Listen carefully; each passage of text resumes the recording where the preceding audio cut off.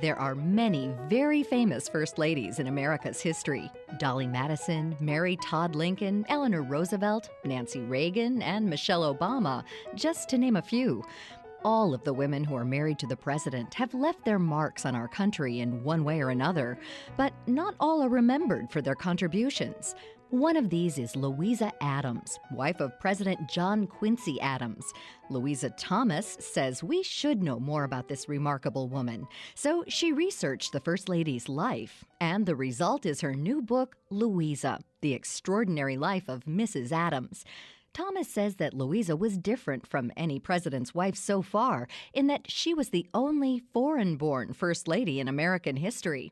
She was born in London in 1775, right before the outbreak of the Revolution. Her father was an American merchant from Maryland, living in London, and he was a very proud American patriot. In fact, she spent the Revolution in Nantes, France, so she actually has had a very international upbringing, even as a child. John Quincy Adams was a diplomat when he met Louisa, and Thomas says that although he was smitten with her and spent a great deal of time at her parents' home in England, he was a rather reluctant suitor.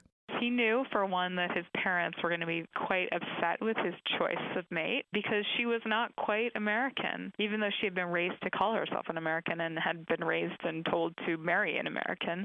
She had a very British upbringing, and she also was not someone that her own parents were very comfortable putting into a world in which it was full of self-sacrifice and the kind of austere virtues that the Adamses had cultivated. When Louisa accompanied her husband to his postings in Prussia, Russia, and elsewhere, she won over royalty, the aristocracy, and other wealthy and influential people she met, despite her frail health at the time. She just had an amazing personality. Part of it is that she had natural charm. She was very funny. When we think about these founding fathers and these early republic people, we sort of think of them as kind of either austere or cast in marble. But she was very, very funny. She was irreverent. She was pretty. She spoke French, which in the courts was crucial. And I think also people sensed a bit of vulnerability about her. Certainly in that first moment, meeting the Prussian king and queen, they could sense that she needed a little bit of kindness. And they responded with it, and she blossomed under that warmth and attention. Louisa's personality helped John Quincy Adams in his work because it offset his colder, more business-like persona with one of gaiety and warmth. Yet there was a pall over the marriage. Louisa had several miscarriages, one that was nearly fatal. She gave birth to 3 sons and 1 daughter, who died just after her first birthday in St. Petersburg, Russia. To add to that sadness was the legacy of Louisa's family. Her father went bankrupt and fled with his family to avoid paying his debts right after Louisa's and John Quincy's wedding. He also failed to pay his daughter's dowry. Thomas says the shame of that stayed with Louisa throughout her entire marriage. He didn't hold it over her, but she felt that in some ways this had stained her, and it really haunted her for the rest of her life, especially when at times of extreme vulnerability. Although Louisa was often ill and had suffered the loss of a child in Russia, she was no shrinking violet. When the situation called for strength and resolve, Thomas says she could meet any challenge. And she did when she was forced to leave Russia and meet her husband in France in 1815. John Quincy had left St. Petersburg to negotiate the treaty of the end of the War of 1812. And she was left in Russia for a year, actually, by herself with her son. And at the end of it, he sent her this letter, the end of 1814, and said, "Sell all our things and pack up and come meet me in Paris." You have to understand that this is now the dawn of 1815, the Napoleonic Wars. Europe is devastated. Much of Central Europe is just a wreckage. And it's winter in Russia. She sells their things, packs it up, ships it, buys a carriage, hires a couple of manservants to protect her and 1 female servant to help her, and they set out. And while they're on the road, Napoleon escapes Elba and starts heading toward Paris. And about halfway through, they get wind of this. Armies were forming and heading toward Paris as Louisa and her son made their way across Europe.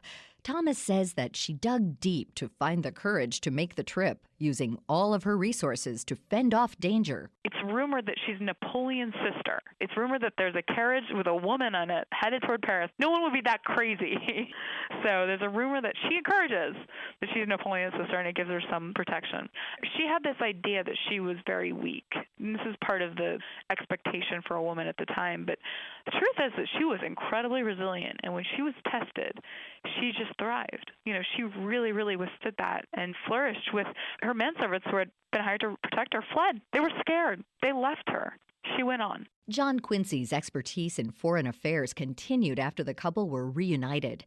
He served as President Monroe's Secretary of State from 1817 to 1825. Thomas says that Louisa was aware of her husband's desire to become president and helped him attain that goal using the social and political skills that her husband didn't have. It's hard to believe in this day and age, with candidates and their advertising vying for voters' time and attention. But back in 1825, Thomas says that John Quincy and his colleagues thought it was bad form to beg for office. He never even liked to admit that he was campaigning for the presidency. She understood really the personal in politics. She understood that people voted for people, and she understood that relationships mattered. And she had a kind of social grace that he just simply lacked. I mean, the word that everybody used, including himself, to describe him was cold. So what she did actually was that she did something quite brilliant. She had a series of parties. She called them My Campaign, and they were very explicitly to kind of keep the bright light of attention on him so that he could float above it. She gave him cover in some ways. John Quincy Adams went to the White House in 1825. During his time in office, Louisa was bored since her husband didn't think she should be involved in the workings of government in any way.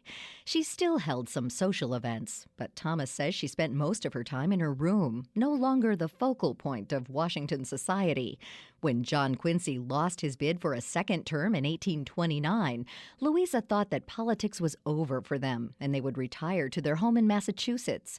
In 1831, though, politics called John Quincy back to Washington. He actually quite early was elected to become a representative from Massachusetts, and she was headed back to Washington, and at first she was extremely angry, actually. She felt she had not signed up for that.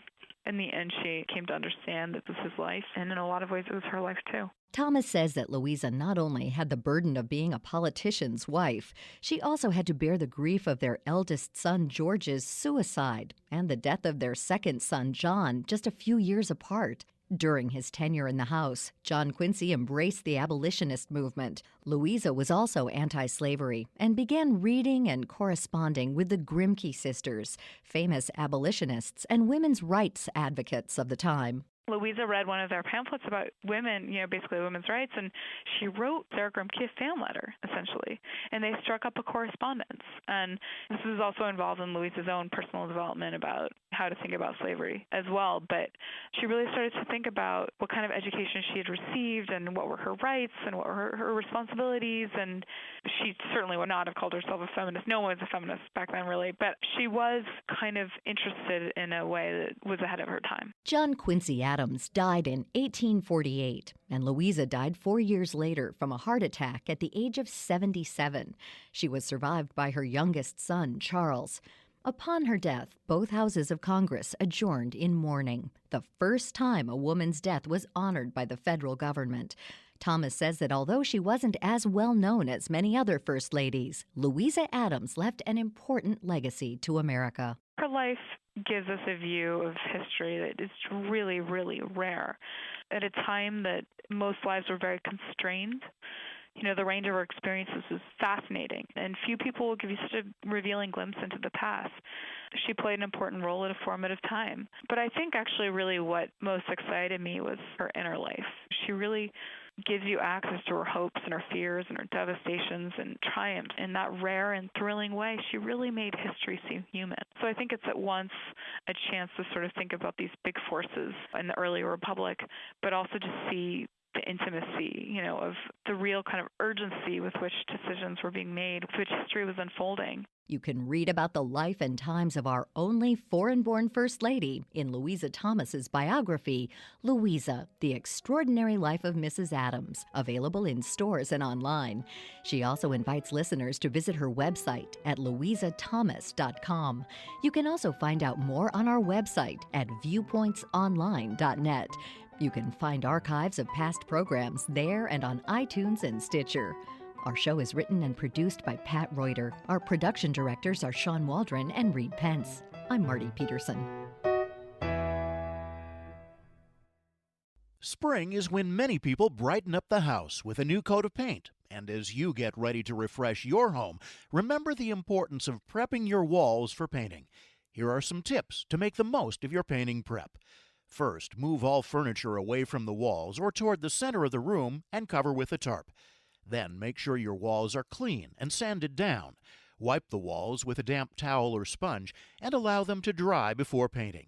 Use a floor duster to wipe walls clean of dust. That way you'll ensure paint applies evenly. Mask the trim using new Scotch Blue Platinum painter's tape, which tears by hand at a straight 90-degree angle for fast cornering. Scotch Blue Platinum painter's tape is made from advanced poly material that helps prevent seepage and removes in one piece without tearing or slivering. Taking time to prep the walls before the brush hits the paint will ensure that you pull off a better paint job. Find out more at scotchblue.com. A new survey shows a staggering number of family and friends of people with Alzheimer's disease are jeopardizing their own family's health and financial stability. According to the Alzheimer's Association 2016 Alzheimer's Disease Facts and Figures report, nearly half of care contributors have to cut back on their own expenses and basic needs, such as food and medical care. Beth Kallmeyer is Vice President of Constituent Services for the Alzheimer's Association. Very few people are prepared for the high cost of dementia-related care. More than one-third of care contributors experience significant lost income due to caregiving demands. For example, they must cut back on their own expenses, including basic necessities like food, transportation, and medical care. Kallmeyer says families need to proactively plan for the financial impact of Alzheimer's and dementia. Planning tips and more about the 2016 Facts and Figures report are available at alz.org.